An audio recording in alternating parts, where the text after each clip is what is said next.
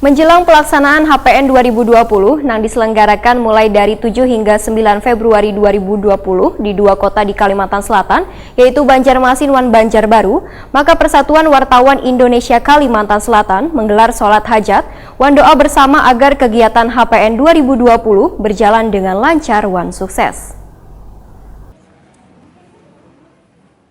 Menjelang pelaksanaan HPN 2020 yang diselenggarakan mulai dari 7 hingga 9 Februari 2020 di dua kota di Kalimantan Selatan, yaitu Banjarmasin dan Banjarbaru, maka Persatuan Wartawan Indonesia Kalimantan Selatan menggelar sholat hajat bersama. Sholat hajat ini kada hanya diikuti puluhan wartawan, tapi juga diikuti puluhan anggota IKWI Kalimantan Selatan di Gedung PWI Kalimantan Selatan, Jalan Pangeran Hidayatullah, Banu Anyar, Banjarmasin Timur, malam Minggu 1 Februari 2020.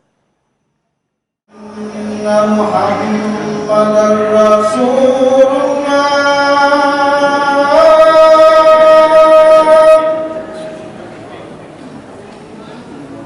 Asyhadu anna Muhammadar Rasulullah. Ketua PWI Kalimantan Selatan Insinyur Zainal Helmi, Wahitakoni Prima TV usai sholat hajat memadahkan tujuan dari sholat hajat wan doa bersama ini adalah agar kegiatan HPN 2020 berjalan dengan lancar wan sukses. Selain itu untuk meningkatkan tali silaturahmi wan kebersamaan karena membawa nama baik Kalimantan Selatan di kancah nasional. Meskipun ada beberapa agenda yang waktu pelaksanaannya harus berubah lantaran penyesuaian jadwal kedatangan Presiden Republik Indonesia Joko Widodo. Namun panitia penyelenggaraan ujar Zainal Helmi siap melaksanakan HPN 2020 nang dihadiri ribuan peserta. Sholat hajat ini mudah-mudahan kita lancar yang kegiatan kita.